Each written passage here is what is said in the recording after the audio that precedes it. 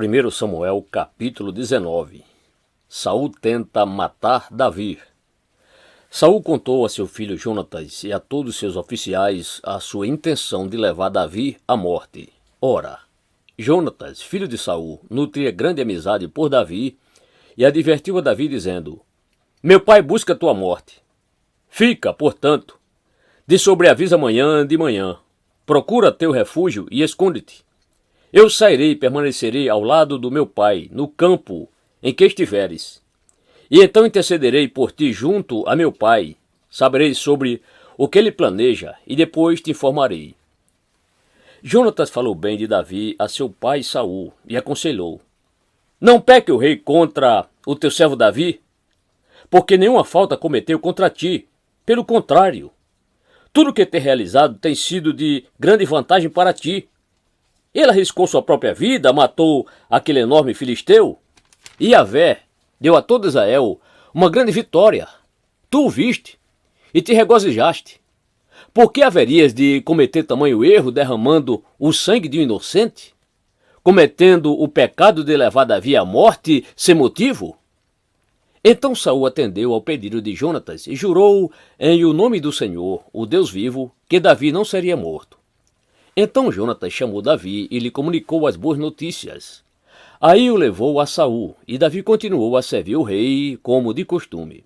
Entretanto, uma nova guerra irrompeu contra os filisteus. Davi prontamente os atacou e derrotou de forma tão devastadora que todos eles fugiram atônitos. Ora, um espírito maligno mandado segundo a vontade do Senhor dominou Saul quando ele estava sentado em sua casa e segurava firme sua lança à mão enquanto ouvia Davi, que dedilhava sua harpa. Num dado momento, Saul procurou encravá-lo na parede com sua lança, mas Davi desviou-se e a lança ficou encravada na parede. E Davi conseguiu sair correndo e fugiu de Saul.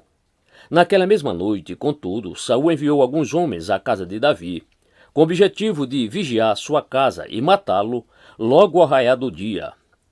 Contudo, Mical, a esposa de Davi, lhe deu este conselho: Se não escapas esta noite, amanhã serás um homem morto. E Mical fez Davi descer pela janela, e ele saiu correndo, e uma vez mais conseguiu fugir das mãos de Saul. Mical apanhou o Terafim, um ídolo protetor do lar, segundo cria sua família, e o deitou na cama, pôs uma almofada de pelo de cabra na cabeceira e o cobriu com um manto. Assim que chegaram os mensageiros que Saul havia mandado para prenderem Davi, Mical lhes comunicou: Ele está doente.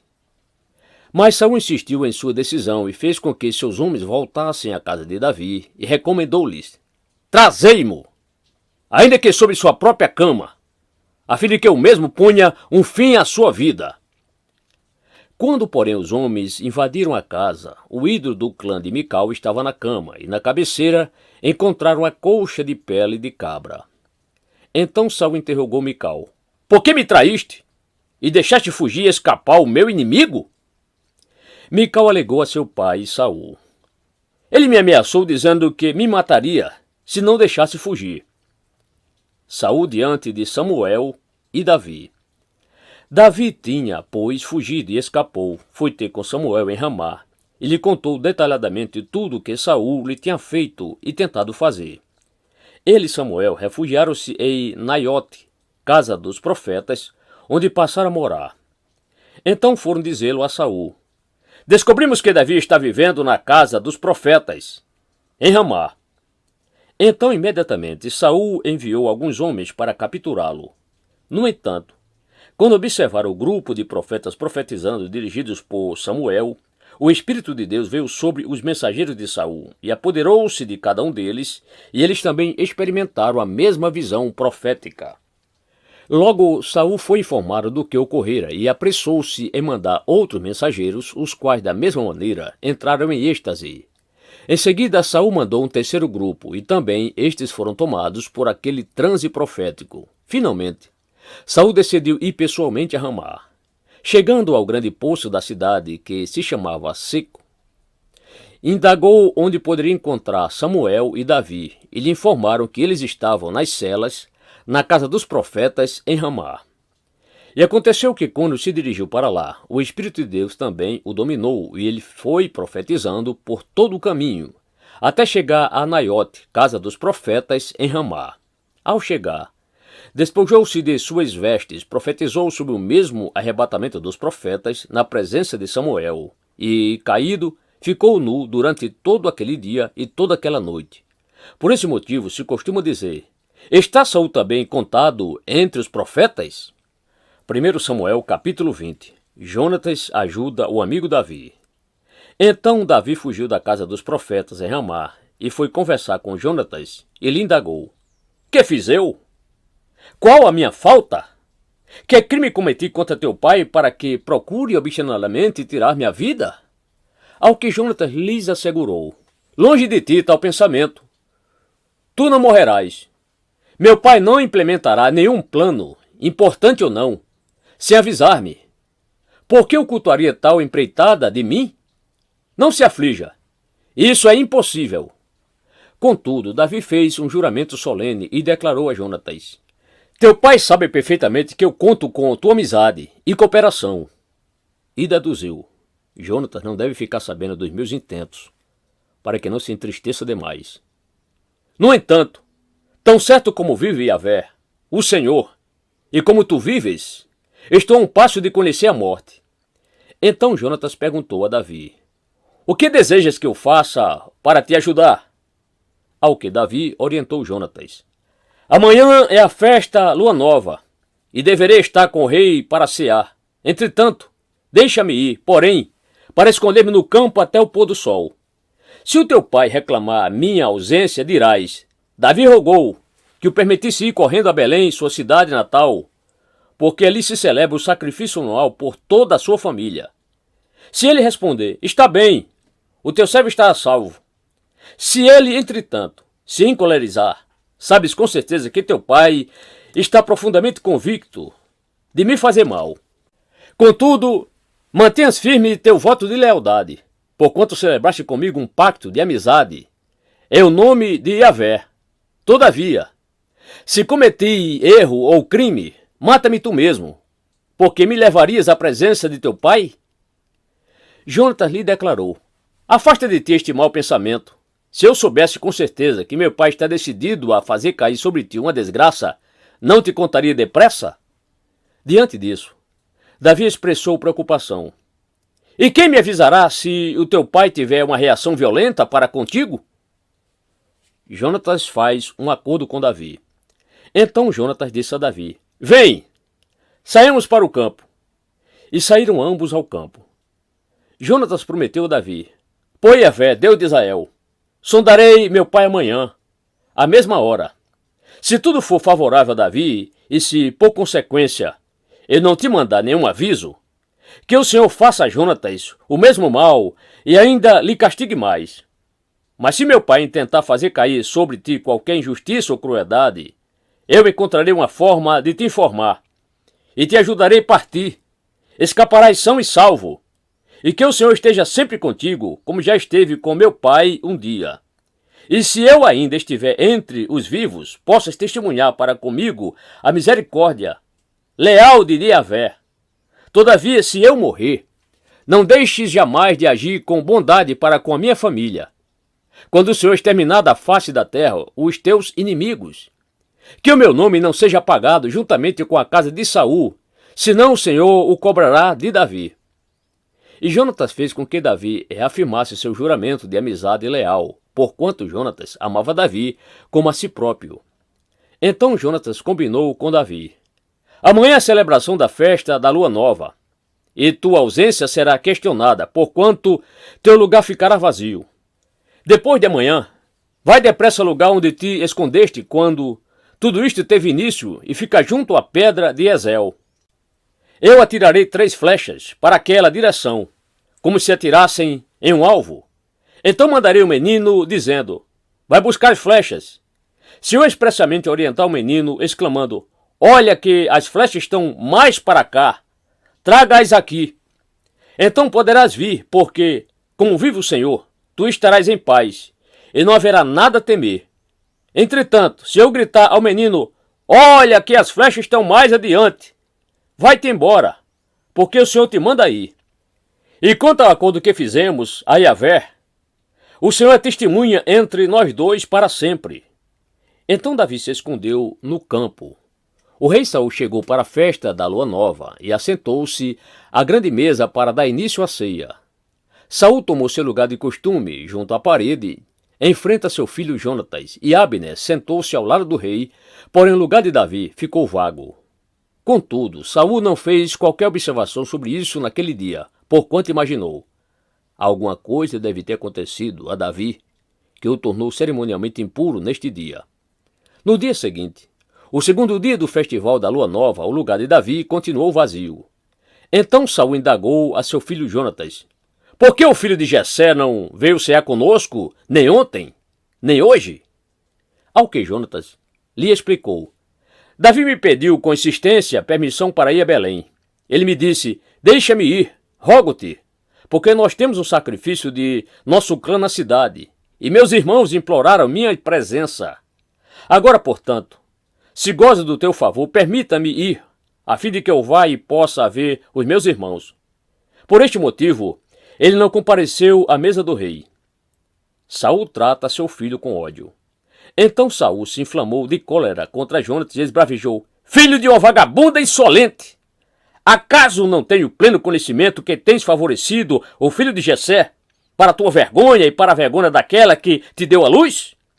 Enquanto o filho de Jessé estiver com vida na terra, tu não estarás em segurança nem o teu reino. Trata, pois, de encontrá-lo e traz-o à minha presença, pois eis que ele está condenado à pena de morte. Contudo, Jonatas ponderou a seu pai: por que deverá ele morrer? Que te fez Davi? Diante dessas palavras, Saul tomou sua lança e a arremessou contra Jonatas com a gana de matá-lo. E assim ficou claro para Jonatas o quanto seu pai estava determinado a destruir a vida de Davi. Então Jonatas deixou a mesa fervendo de raiva, e não comeu nada nesse segundo dia de celebração de lua nova, pois grande era sua tristeza e vergonha pela humilhação que seu pai lançara sobre a pessoa de Davi. Na manhã do dia seguinte, Jonatas partiu para o campo para o encontro combinado com Davi, e ia acompanhado de um menino que o servia.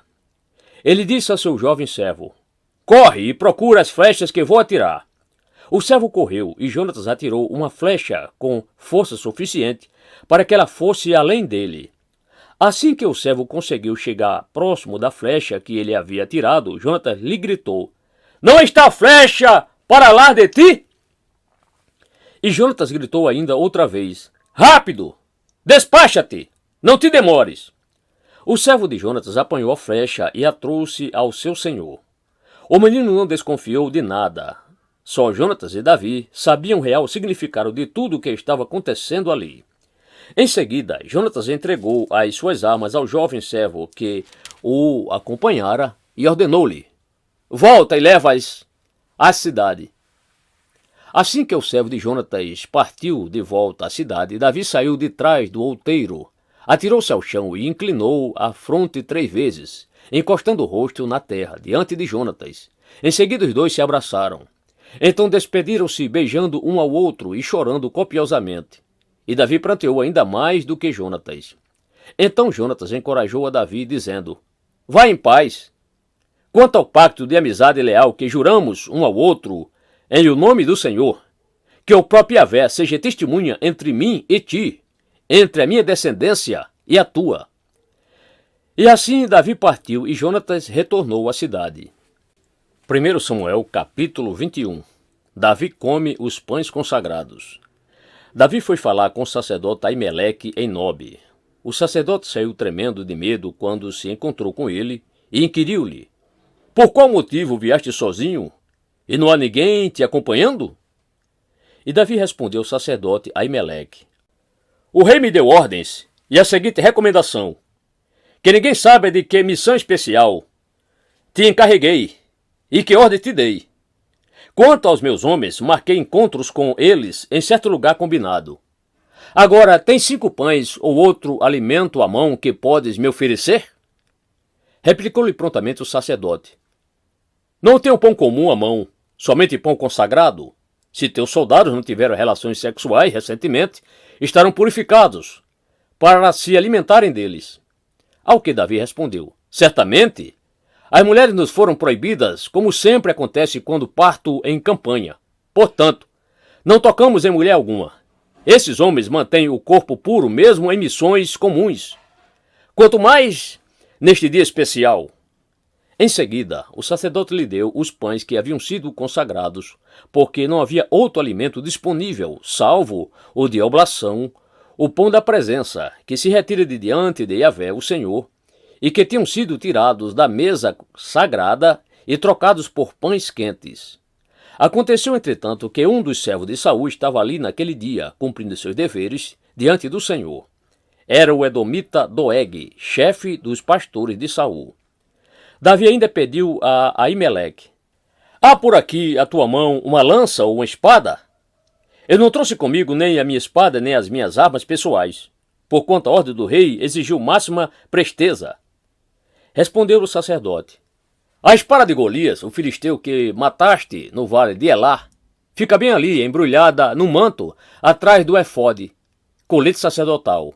Se desejares, toma, pois não há aqui nenhuma outra arma. Diante do que Davi exclamou: certamente não há espada melhor que esta. Dá-me a espada. Davi finge ataque de nervos. Naquele dia, levantou-se Davi e fugiu para longe de Saul e foi procurar Aquis, rei de Gate. Contudo, os conselheiros de Aquis lhe questionaram: não é este Davi, o rei da terra? Não era para ele que se cantavam nas festas e danças: Saul abateu seus milhares e Davi suas dezenas de milhares? Davi considerou o perigo daquelas observações e ficou com muito medo de Aquis, rei de Gate. Diante das circunstâncias e na presença deles, Davi fingiu-se louco, rabiscou coisas sem sentido nos portões da cidade e deixando escorrer saliva pela barba. Então Aquis esbravejou contra seus conselheiros: bem vedes que este homem está alucinado. Por que o trouxeste à minha presença? Será que tenho falta de loucos ao meu redor, para que trouxesses mais este a fim de me atormentar com suas doidices? O que ele está fazendo no meu palácio?